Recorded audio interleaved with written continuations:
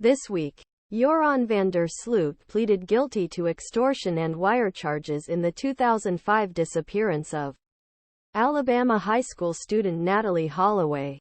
Van der Sloot, who was imprisoned in Peru for 28 years for the death of another young woman, confessed to Hallways along with the defense.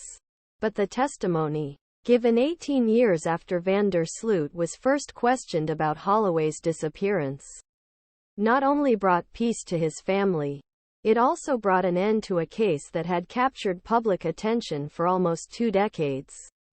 Criminology professor Dr. One moment you see girl who is having the time life. Celebrating her graduation, having a bright future ahead of her. And in matter minutes she's gone, entire future is gone. Amy Shlosberg said. The host of the Women Crime podcast tells Rolling Stone, I think people can't help but get caught up in these stories. Holloway was a high school graduate, ready to start his first year of college when he visited Aruba with his classmates in May 2005. According to FBI reports that included interviews with more than 100 students during trip. Young people on trip drank heavily throughout week, as drinking age in Aruba is 18. Holloway was last seen at a bar on May 29, in Oranjestad, the capital of Aruba, the next day. As his classmates prepared to fly home, Holloway was not there. During a search of his hotel room, his full suitcase and passport were found, but Holloway could not be found. The months following Holloway's disappearance were marked by heated and rapid media attention. Holloway's parents, Dave and Beth, were in Aruba less than 48 hours after her disappearance and spent weeks talking to the press to get a handle on Holloway's case.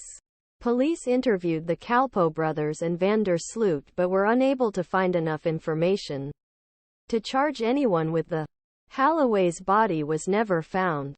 But his parents' despair, which continued even after Aruban authorities closed the case, laid the foundation for a media frenzy that shaped a whole new genre of entertainment. According to Shlosberg, it's hard to imagine what today's true crime landscape would look like without the enduring interest in Holloway's case. According to the New York Times, this was fodder for hours of cable TV specials, at least 6 nonfiction books, several episodes of Law Order, a play, a documentary-like series hosted by Holloway's mother. And that's not even counting Holloway's hour-long podcasts detailing his case, his final days alive. Natalee's initial disappearance created an international sensation, says Shlosberg. His family was well connected and had financial means. They sparked media attention and international response. And let's be honest, the fact that she was an attractive, young, white woman, people bought into that story. It was almost the face of innocence and purity. People felt like if it could happen to him, it could happen to anyone. Another aspect of the Holloway case that kept people wondering was the